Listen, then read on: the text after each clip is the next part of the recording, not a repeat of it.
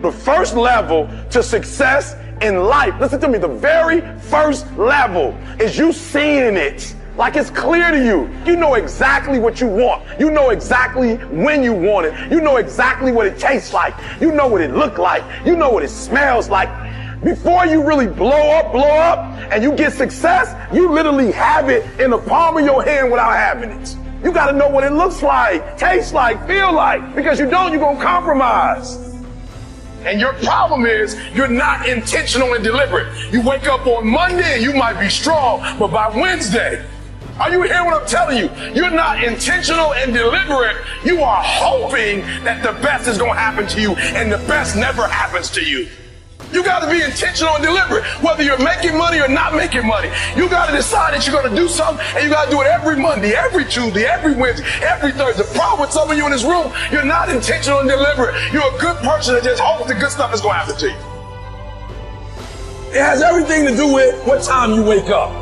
It has everything to do with how you eat. It has everything to do with how you work out, how you prepare. It has every single thing to do with how you think.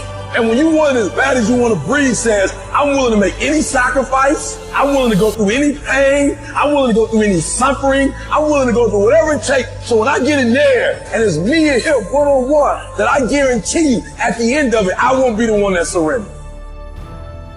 In order to have unbelievable choice and options in your life, in your pursuit of your dream, you must eliminate them. You must shrink your focus down to one thing, one business, one focus at one time, and master it and get great at it for an extended period of time. The irony of life is that the more you shrink your options in pursuit of your dream, the more it'll open them up in your life later. What are the things that are stealing your focus? Who are the people that are stealing your focus? And begin to eliminate these distractions. Get laser focused and obsessed on what you want. Be starving and hungry to get it. Be desperate to get it. The combination of desperation and hunger with laser focus over an extended period of time is the formula to be great at something. And you've got to be so relentless, regardless of what comes down the pipe, that you're always looking for a way to get over, always looking for a way that you can break through, always looking for a way that you can win, always looking for a way that you can strike a telling blow. But you got to understand, you can always get a little bit better. You can always excel a little bit more. You can always push it a little further. You can always climb a little bit higher. You can always better your best. You can always go beyond anything that you have ever done. And so all you're looking for are new breakthroughs through practice and practice. You'll get better and better. And when you know what you want, you will do anything it takes to get it.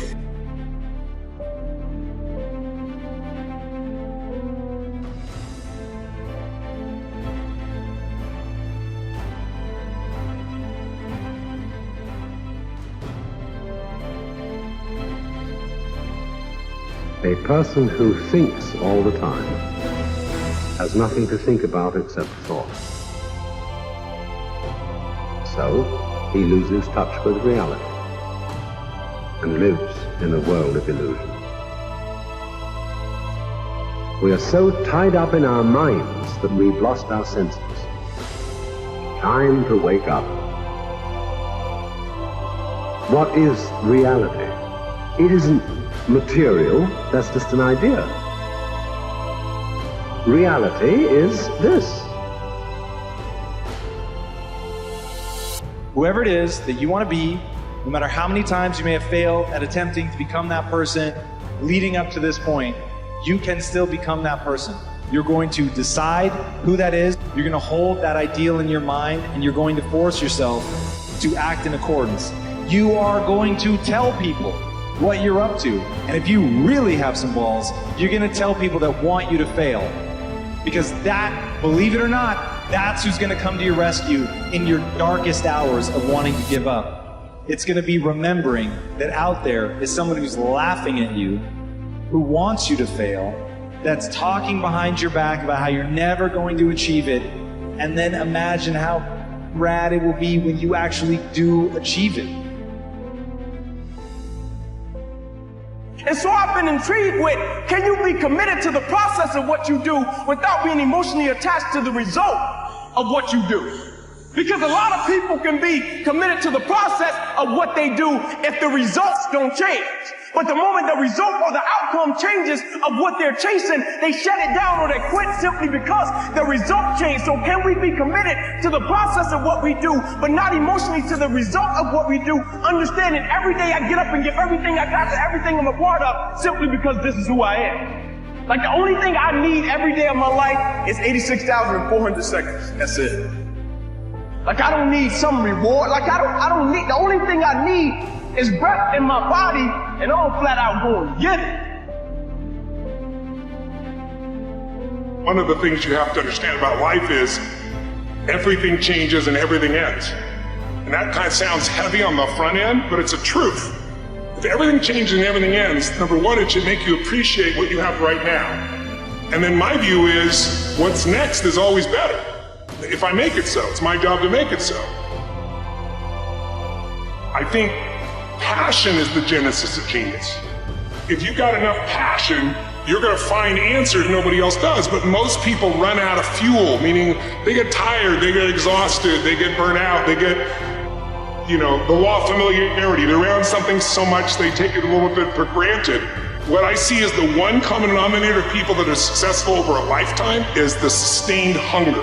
Hunger is the number one factor. That in order to move forward, you move forward by taking the next right step.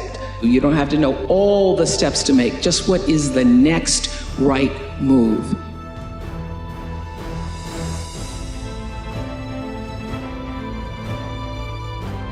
I want to recommend that you take just 1 hour a day, 5 days a week, and devote this hour to exercising your mind. Pick 1 hour a day on which you can fairly regularly count. And during this hour every day, take a completely blank sheet of paper. At the top of the page, write your present primary goal, clearly, simply. Then, since our future depends upon the way in which we handle our work, write down as many ideas as you can for improving that which you now do. Try to think of 20 possible ways in which the activity that fills your day can be improved. You won't always get 20, but even one idea is good. Now remember 2 important points with regard to this. 1, this is not particularly easy, and 2, most of your ideas won't be any good. Now, when I say it's not easy, I mean it's like starting any new habit. At first, you'll find your mind a little reluctant to be hauled up and out of the old familiar rut. But as you think about your work and ways in which it might be improved, write down every idea that pops into your mind, no matter how absurd it might seem. Let me tell you what will happen. Some of your ideas will be good and worth testing. The most important thing this extra hour accomplishes, however, is that it deeply embeds your goal into your subconscious mind, starts the whole vital machinery working. And 20 ideas a day, if you can come up with that many, total 100 a week, even if you don't think on weekends. An hour a day, 5 days a week, totals 260 hours a year, and still leaves you 3,740 hours of free leisure time. Now, this means you'll be thinking about your goal and ways of improving your performance, increasing your service, 6.5 full extra working weeks a year. 6.5 40-hour weeks devoted to thinking and planning. Can you see how easy it is to rise above the so-called competition? And will still leave you with 15 hours a day to spend as you please. Starting each day thinking, you'll find that your mind will continue to work all day long.